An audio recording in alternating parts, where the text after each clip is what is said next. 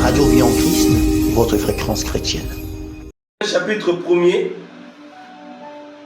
l'apôtre Paul dit à partir du verset 12, voici donc ce que je vous dis, c'est que chacun de vous dit, pour moi je suis le Paul, et moi je suis l'Apollos, et moi de Céphas, et moi de Christ. Christ est-il divisé? Paul a-t-il été crucifié pour vous? Je rends grâce que je n'ai baptisé aucun de vous, sinon Crispus et Gaius, afin que personne ne dise que j'ai baptisé à mon nom. Vous voyez? Et la Bible dit, je vais revenir au verset, à partir du verset 27, qui dit, à partir du verset 22, autant pour moi, de 1 Corinthiens 1, il dit, les Juifs demandent des miracles, et les Grecs cherchent la sagesse. Mais pour nous, nous prêchons Christ et Christ crucifié, qui est un scandale pour les Juifs et une folie pour les Grecs. Alléluia. Donc, vous voyez, bien aimé, Paul n'a pas voulu connaître chez les Corinthiens autre chose que la croix de Christ. Il n'a pas prêché un autre message à Corinthe que le message de Christ et Christ crucifié. Parce que vous savez, chacun peut prendre le nom de Christ, mais il le transforme à une autre façon. Voilà pourquoi nous parlons de la restauration de fondement. Et nous avons vu dans 1 Corinthiens 3:10 là-bas que le fondement véritable, c'est Jésus. Le fondement, c'est Jésus-Christ crucifié. Et maintenant, nous pouvons prendre, il y en a qui prennent Jésus, mais baptisent autre chose. Voilà pourquoi l'apôtre Paul dit que chacun prenne garde. Comment est-ce qu'il baptise sur ce fondement? Bien aimé, comment est-ce que tu baptises sur le fondement qui est Jésus? Est-ce que tu bâtis à travers tes idéologies ou est-ce que tu bâtis à travers le message de la vérité biblique, la pensée de Dieu? Bien aimé, l'apôtre Paul nous avertit que chacun prenne garde. Comment est-ce qu'il bâtit sur le fondement qui est Jésus? Parce que si nous prenons ce fondement, il y en a même déjà qui ne prennent pas déjà ce fondement, qui ne prennent pas déjà Jésus comme fondement. Maintenant, même pour ceux de la fin des temps qui prennent Jésus comme le fondement, ils bâtissent autre chose en prenant le nom de Jésus. Nous allons voir un homme qui prenait le nom de Jésus, mais éblouissait les gens par les enchantements.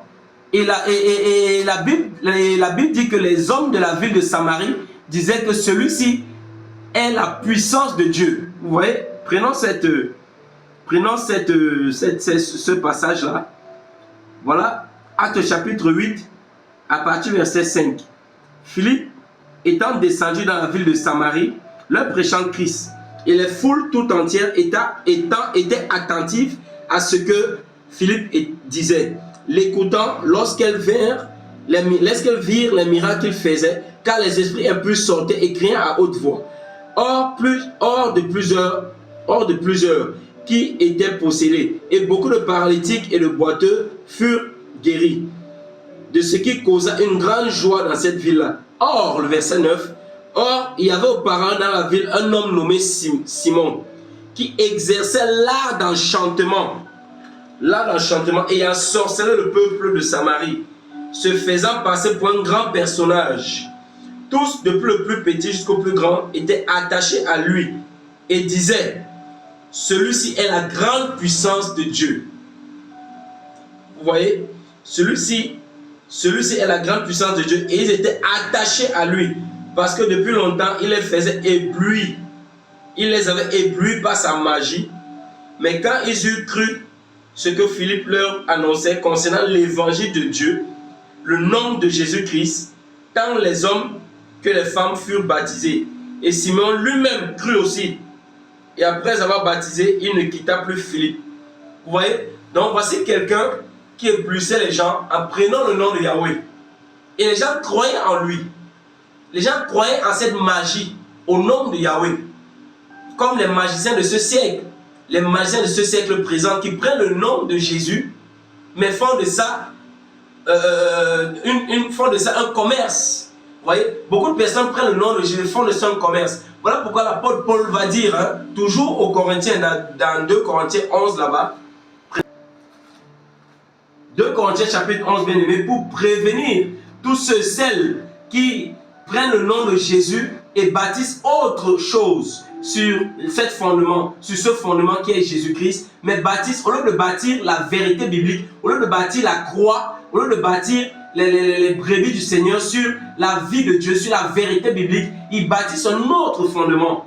Que dit la parole dans 2 Corinthiens chapitre 11, à partir du verset 1er, la Bible dit, plaise à Dieu que vous me supportez un peu, plaise à Dieu vous supportez un peu de ma part, un peu de folie. Je vous dis, supportez-moi. Je suis jaloux de vous d'une jalousie de Dieu, parce que je vous ai fiancé à un seul époux, à Christ comme un seul époux, pour présenter à Christ comme une vierge pure. Verset 3, mais je crains que comme le serpent séduisit Ève par sa ruse, vos pensées aussi ne se corrompent et ne se détournent à l'égard de la simplicité de l'évangile de Christ. Jésus, que nous vous avons prêché, ou si vous recevez un autre esprit que vous avez reçu, ou un autre évangile que celui que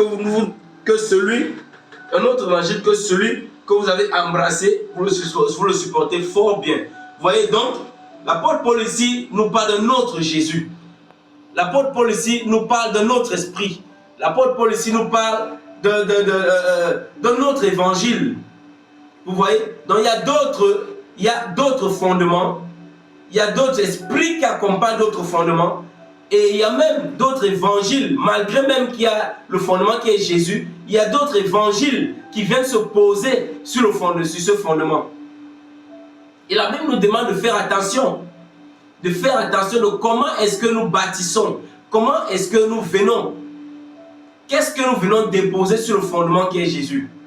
Nous n'allons pas débattre sur l'autre fondement, mais nous allons débattre même sur aujourd'hui, parce que d'autres fondements, c'est autre chose. Mais nous allons parler aujourd'hui sur, n'est-ce pas, nous parlons aujourd'hui sur autre chose que nous bâtissons sur le fondement qui est Jésus. La crainte de Dieu, parce que ce sont les choses, n'est-ce pas, qui restaurent la crainte. Est-ce que nous disons aux enfants de Dieu, la crainte de Dieu, c'est la haine du mal? Est-ce que nous disons aux enfants de Dieu que Dieu a en horreur? N'est-ce pas, il y a 6 choses que Dieu a à la haine. Et il y en a même 7 qu'il en a en horreur. La langue mensongère, hein? Les yeux hautains, les pieds qui se hâtent vers le mal, ainsi de suite, les mains qui répandent le sang innocent. Est-ce que nous déclarons cela? Est-ce que nous disons aux enfants d'Israël que l'âme qui pêche, c'est elle qui mourra? Est-ce que nous disons aux enfants de Dieu que celui qui pêche nuit à son âme? Est-ce que nous disons aux enfants de Dieu que le péché bloque la vie? La volonté de Dieu, bien aimé, c'est que vous sanctifiez. Est-ce que nous bâtissons ce fondement? Est-ce que nous amenons, n'est-ce pas, les enfants à comprendre, bien aimé, 1 Thessaloniciens chapitre 4, le verset 3, que la volonté de Dieu, bien aimé, c'est votre sanctification. C'est que vous vous absteniez de la fornication, des relations sexuelles illicites. C'est que vous vous abstenez de la débauche et que chacun sache posséder son corps dans la sainteté, dans l'honnêteté. Est-ce que nous bâtissons cela sur le fondement? Qu'est-ce que nous trouvons aujourd'hui? Qu'est-ce que nous pouvons trouver aujourd'hui, bien-aimés, dans les églises? C'est viens à Jésus, tu auras le voyage. Nous prenons Jésus, mais nous présentons autre chose. Nous mettons Jésus devant, mais nous présentons le voyage. Est-ce que Jésus est venu mourir à la croix pour que nous ayons le voyage? Est-ce que Jésus est venu mourir à la croix pour que nous ayons le mariage? Viens à Jésus, tu auras le mariage. Viens à Jésus, tu auras ton visa. Bien-aimé, c'est du mensonge. Jésus n'est pas mort à la croix pour que nous ayons le mariage. Jésus est mort à la croix pour que nous ayons la vie éternelle.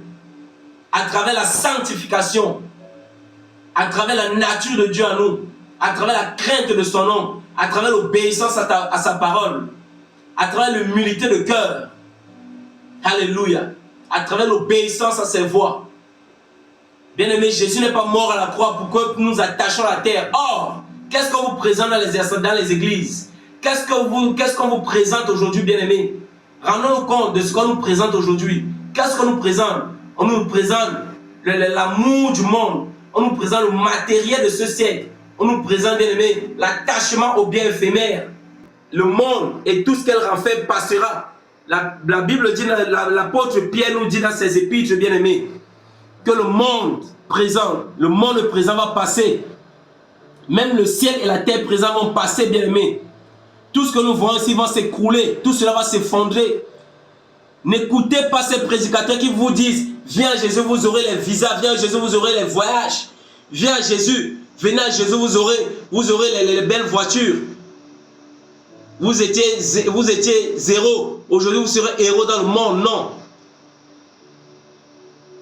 Laissez-moi vous dire, viens à Jésus, crois en lui, tu seras sauvé pour la vie éternelle parce qu'il te tend la main. Viens à Jésus, tu seras persécuté. Viens à Jésus, tu auras la souffrance des persécutions, des combats. Viens à Jésus, tu vas souffrir la souffrance de la persécution de la part de ta propre famille. Viens à Jésus, tu seras haï de la part de tes propres frères. Viens à Jésus, tu vas souffrir dans la chair pour la gloire de Dieu, pour la vie éternelle. Alléluia.